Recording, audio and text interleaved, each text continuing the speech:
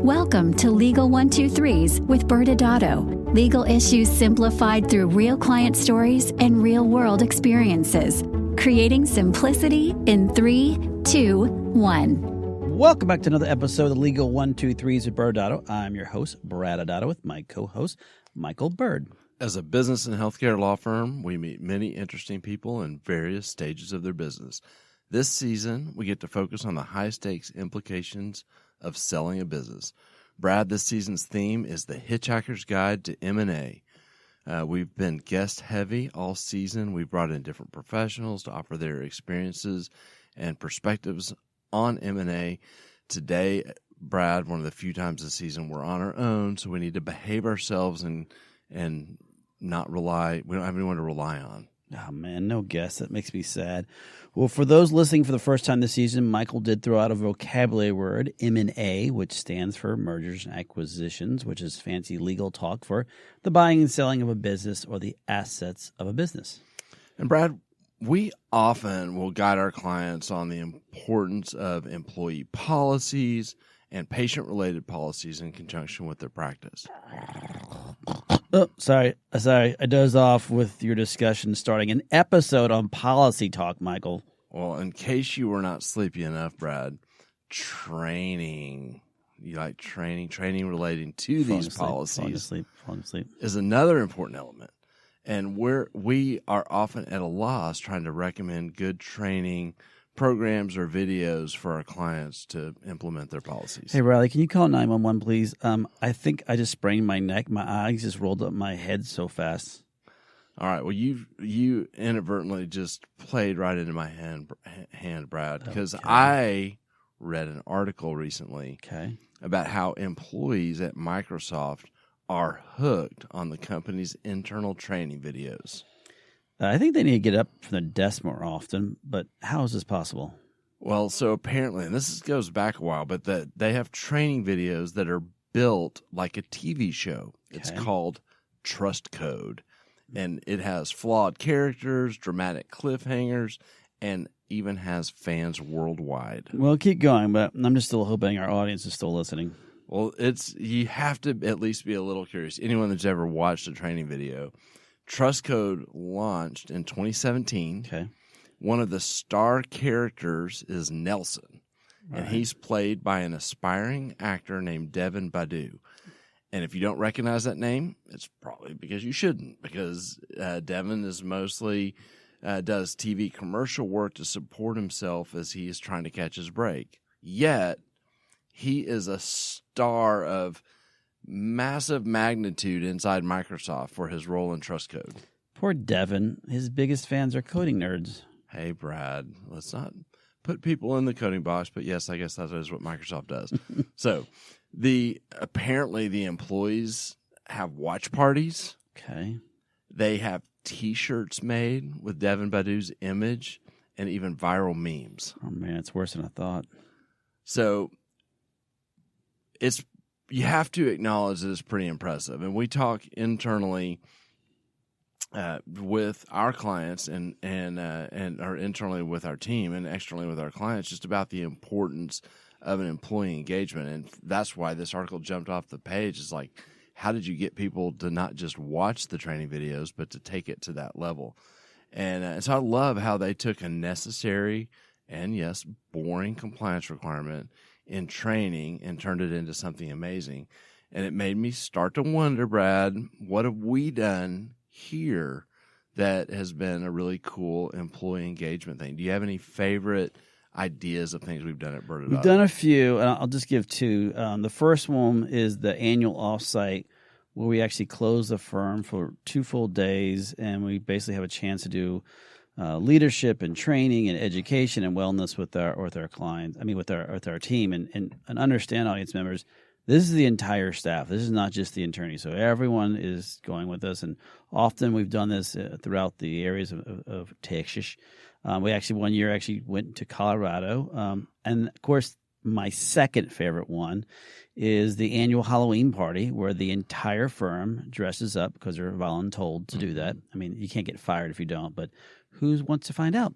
What I learned though is we have some extremely creative team members with their costumes they've come up with. So those are some of the favorite ideas that we have just from a fun perspective. I feel like a future episode we need to have a conversation about your closet just for costumes from being from New Orleans. That's a 45-minute episode. Yes.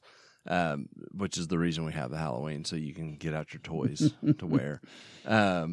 Well, for me, Brad, I think I'm actually most excited about something that we're about to try over this summer.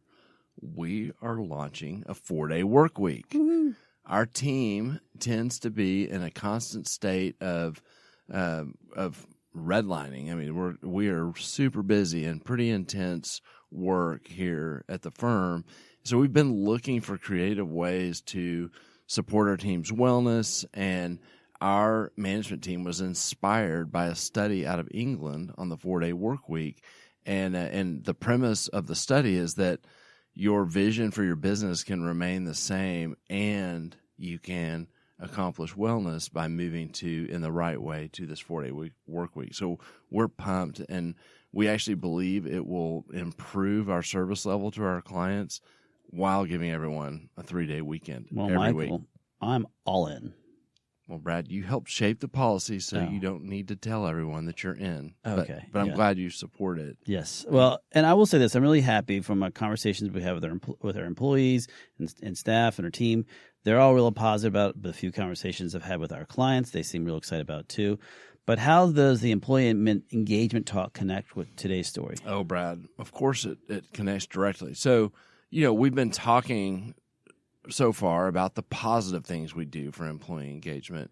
And the other side of the coin are things that a business can do to threaten employee engagement. Yeah, I mean, often you'll see that starts, unfortunately, with poor or bad or no leadership. Mm-hmm. And that just ends up because they all of a sudden have a very secretive groups or cliquey groups, which leads to horrible culture. And for those that know, energy vampires thrive in that type of culture. And that ends up having super high turnovers, and no one seems to be happy in that type of situation. Yeah, and believe it or not, there's some things that aren't even necessarily poor culture things in of themselves that can affect employee engagement. M&A, Brad. Oh. Based on our theme, you might have guessed I was going here, but maybe I caught you by surprise. Yeah, no. M&A. Hold on, do it again. M&A. Whoa, okay. Is another example of something that threatens employee engagement. All right, Michael. Well, before we get to today's story, since you love context so much, let's talk about this season, about the seasons of business and the 5 phases of M&A deal. Let's do the Jeopardy speed round since we're getting to the end of this season for those who've been listening throughout the season. Yeah, and so the entire theme of this season is built around the M&A season of a business or the buying and selling of a business, but there's 4 seasons. There's the building season, the operating season, the scaling season, and the buying and selling season, and they all are important for what ultimately happens when you're in this buying and selling season. Mm-hmm.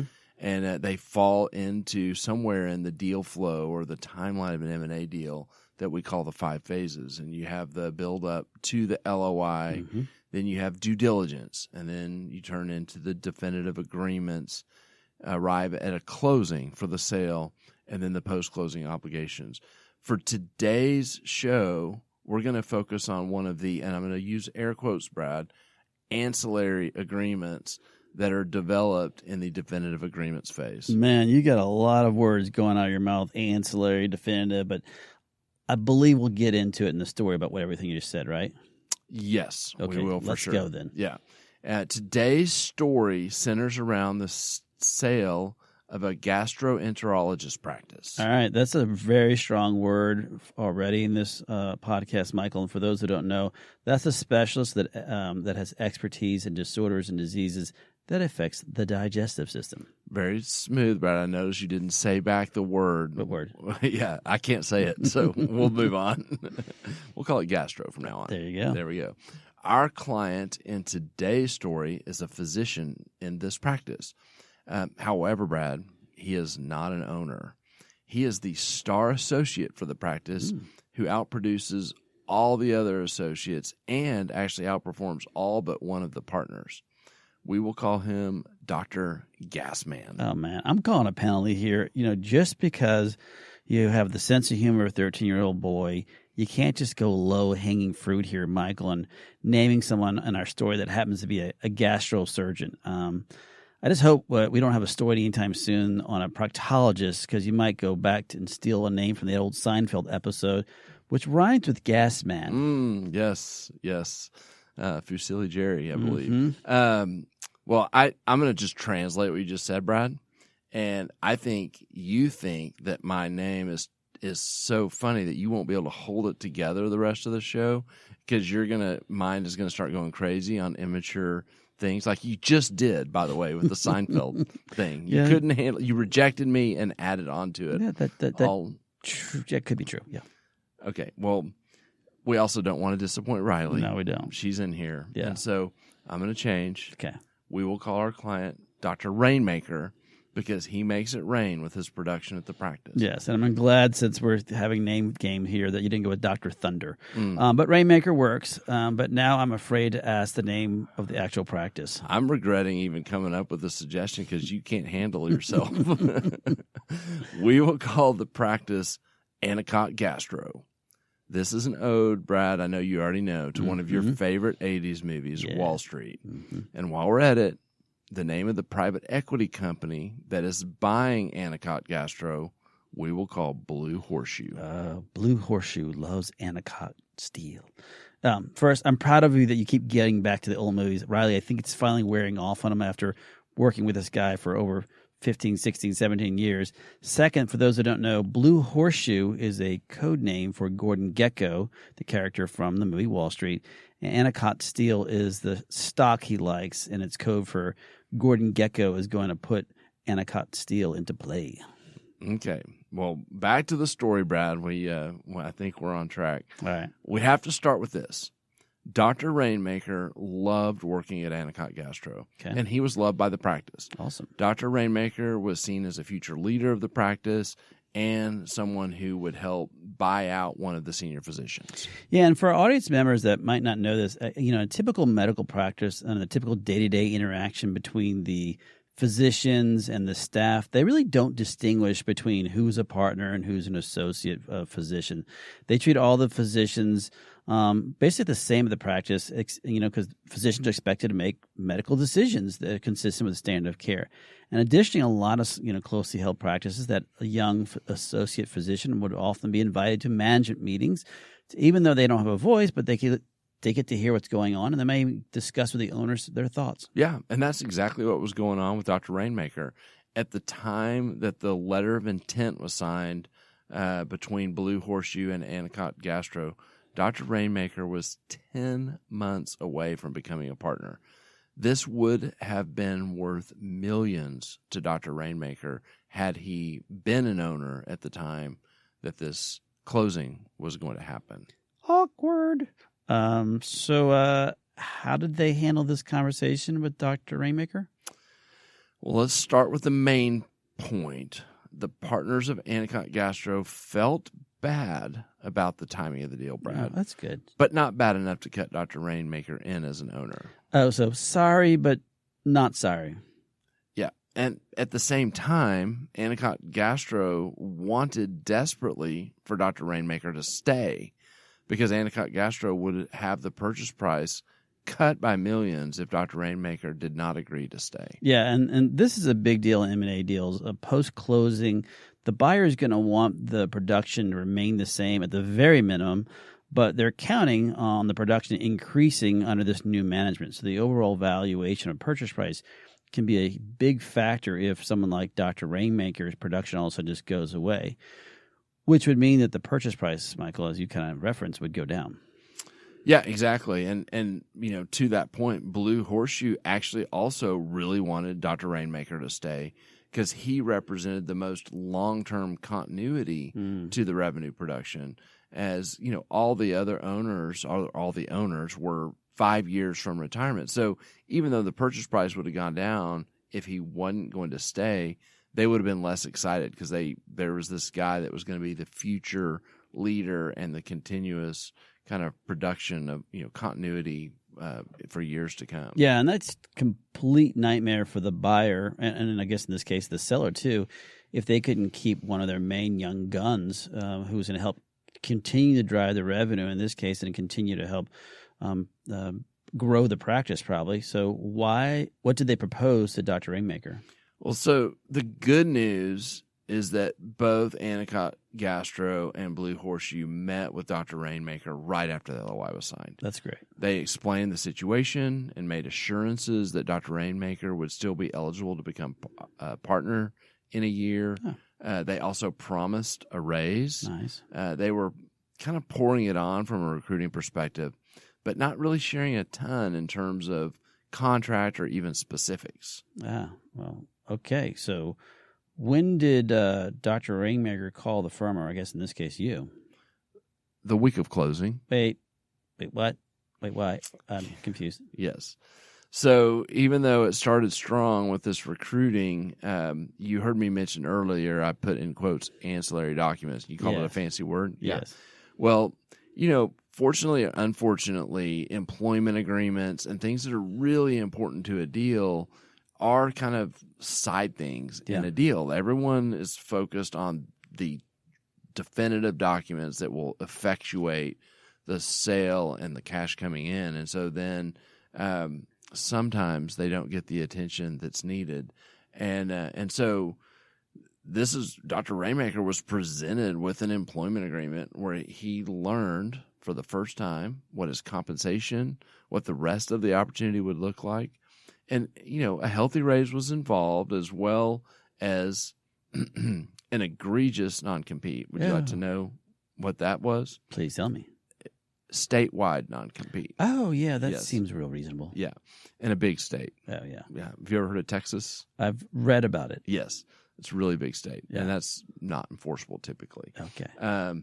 And Dr. Rainmaker was told that closing was in 4 days and that they needed to know if he was in or out. Oh, yeah. I love this. Is there's lots of different theories on trying to get a deal closed quickly.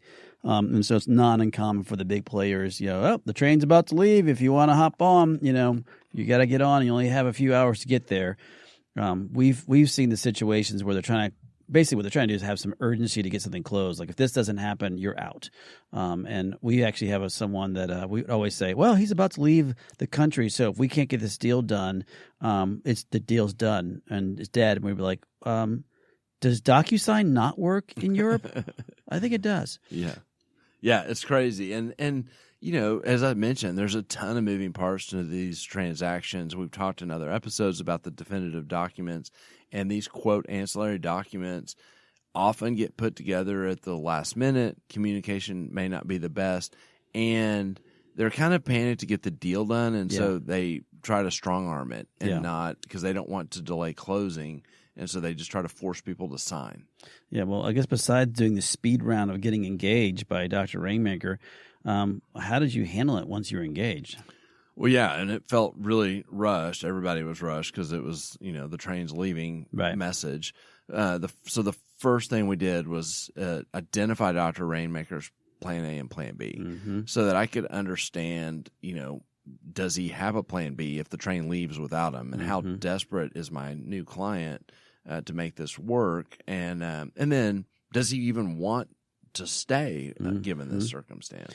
Yeah, and we've talked about this in prior episodes, really diving deeper into plan A and plan B, so we won't really park it too much. But essentially, it's the same process that we would go through on an employment agreement, which is, in this case, there's a lot of extra added pressure because you have these outside forces being pushed upon you. Exactly. And we, next talked through this train is leaving with or without you kind of veiled threat. And because I know that if Dr. Rainmaker was the second biggest producer, and I did see the numbers, that this had the potential to be a bluff move. And I also noticed that the attorney for Blue Horseshoe was especially urgent and accommodating to my questions. And Dr. Rainmaker started experiencing the same thing once they realized he had hired counsel, and they were really following up with him a lot. So, Michael, how did it end? Well, you would like to know, wouldn't you, Brad? That's why I asked. Let's go to break and talk about some lessons to be learned from this story. And I promise I will tell you about the end of the negotiation. Many business owners use legal counsel as a last resort rather than as a proactive tool that can further their success. Why? For most, it's the fear of unknown legal costs. ByrdAdatto's Access Plus program makes it possible for you to get the ongoing legal assistance you need for one predictable monthly fee. That gives you unlimited phone and email access to the legal team, so you can receive feedback on legal concerns as they arise. Access Plus, a smarter, simpler way to access legal services. Find out more. Visit ByrdAdatto.com today. Welcome back to Legal 123s with ByrdAdatto. I'm your host, ByrdAdatto, with my co-host, Michael Byrd. Now, Michael, we had a client that was living a life, and suddenly he got swept up in the chaos of a train leaving him, or maybe leaving him in the M&A world, and he didn't really own anything. He was just the employee. Yeah, and it's you go back to this. Not only was he an employee, he was about to be a partner. Yeah. And so, just thinking about expectations, we talk about all the time. I mean, this guy joined a practice. He built a successful practice. He was the second biggest producer, and Dr. Rainmaker was 10 months away from becoming a partner. And then all of a sudden he finds out that the practice is selling. And as he's trying to wrap his arms around that, he realizes that he doesn't have a seat at the table to participate in the sale, and he's in the dark throughout the entire definitive document phase. The partners were not really sharing openly what was going on, and we get to the very end, which is 4 days before closing, and he gets an employment agreement, and basically he's like, you're either in or you're out. We're closing. We're not holding up closing for you. And when I think about a PE deal and we talk about what are the tend to be the biggest obstacles, it seems like it's one of two things. One is it could be compliance, and we see that and have talked about that in other episodes, that there are some buyers who see that risk as the number one thing, and a deal can go off kilter if that happens. Or they're really focused on the team. Yeah. And if they're focused on the team, they're looking at the culture, they're looking at employment agreements, continuity. Yeah. And what this answer, we didn't know what Blue Oyster, what their situation was, because that were they a compliance oriented or team oriented? It was a bluff move. And so Blue Oyster? That's back. From a different movie. Oh, what did I say? That's from Police Academy. Sorry for my 80 reference. It's not Blue Steel either. You want one more hint?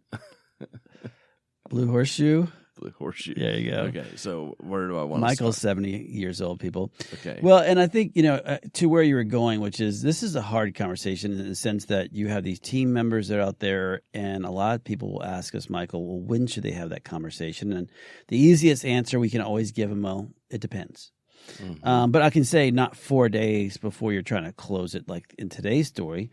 But it's a tough call because, like, the buyer wants you to lock up these employees as early as possible because if they're important to the deal, they want to be part of it. Well, if you're the seller, you kind of want to wait as long as possible because if the deal doesn't work out, you don't want all your key employees getting nervous and jumping ship, because if you don't do the deal, which you and I are working on a deal that it didn't work out and now they're moving on to the next one, well, if everyone knew, he wouldn't have any employees left. So there's no one left to help keep the door open or the place running.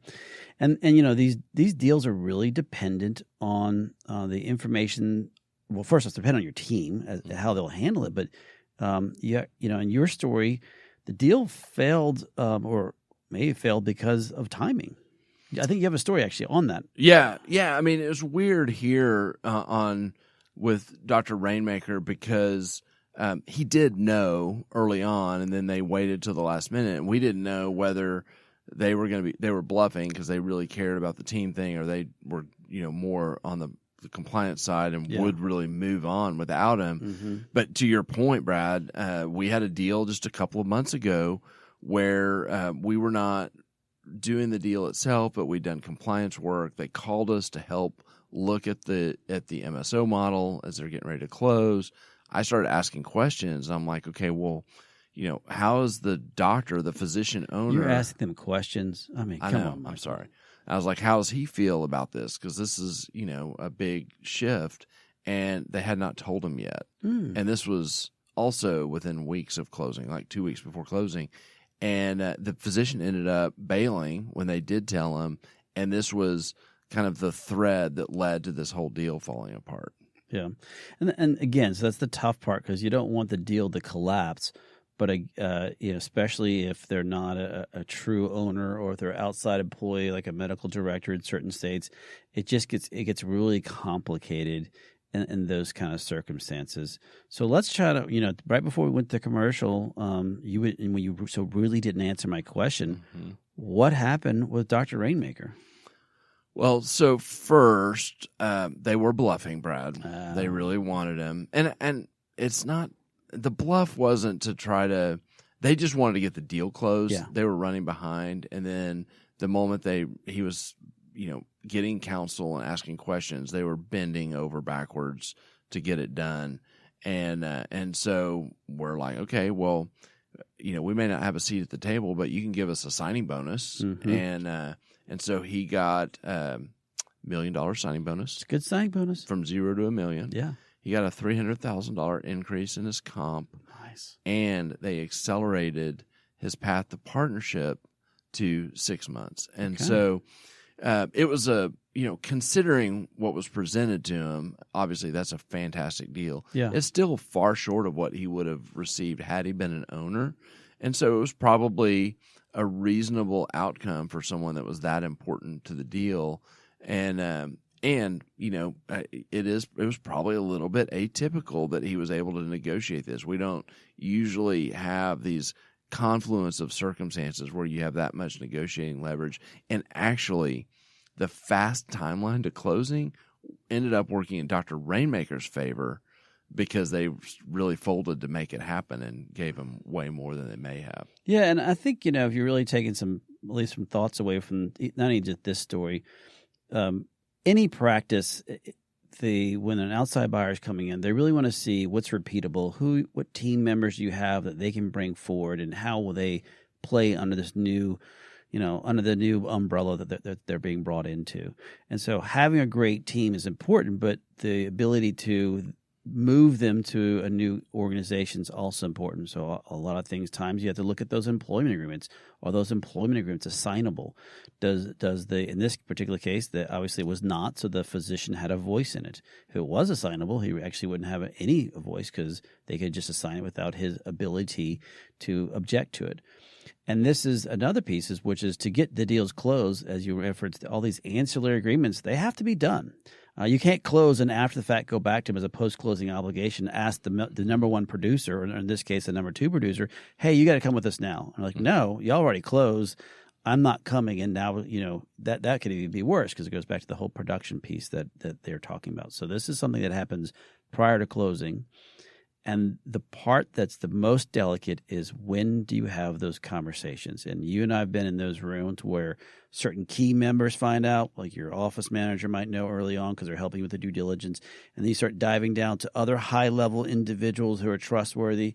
And then finally, it's letting your staff know about it and all the great benefits about it. And it's a slow rollout, but clearly any major producer you have to roll through. And I have one quick funny story that you and I heard recently when we were in Miami, where there was a deal going on, and they had a PA, a physician assistant, who was throwing a tantrum and wanted a big raise and wanted this and wanted that. And the buyer said, no, we're not interested.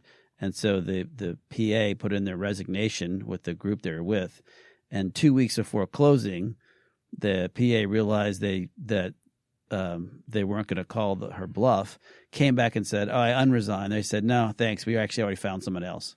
So you have to be real careful about how strong you believe, that you're not replaceable. So that's the only sidebar conversation. But Michael, what are your final thoughts? I mean, we started this show talking about employee engagement, and it's so important if you're going to be a seller and facing this, to recognize that this is going to be disruptive, and really wanting to get in front of it and have a strategy on how you deal with it. And particularly for the key employees and producers of revenue, they require special attention. And having an understanding that it's very easy for them to kind of fall by the wayside during the deal, and being aware of that and keeping them up to date once you do start communicating with them and trying to stay in front of giving them space for their employment agreement and recruiting them to be a part of the deal and to go forward, just requires a lot of intentionality. Well, audience members, sadly, that is all the time we have. But next Wednesday, we will continue down this journey of the Hitchhiker's Guide to M&A. And we're going to really focus on the buyer side of an M&A deal. And we have two special guests coming and joining us from Cosmetic Physician Partners. Thanks again for joining us today. And remember, if you like this episode, please subscribe, make sure to give us a 5-star rating, and share with your friends. You can also sign up for the ByrdAdatto newsletter by going to our website at ByrdAdatto.com. ByrdAdatto is providing this podcast as a public service. This podcast is for educational purposes only. This podcast does not constitute legal advice, nor does it establish an attorney-client relationship. Reference to any specific product or entity does not constitute an endorsement or recommendation by ByrdAdatto. The views expressed by guests are their own, and their appearance on the program does not imply an endorsement of them or any entity they represent. Please consult with an attorney on your legal issues.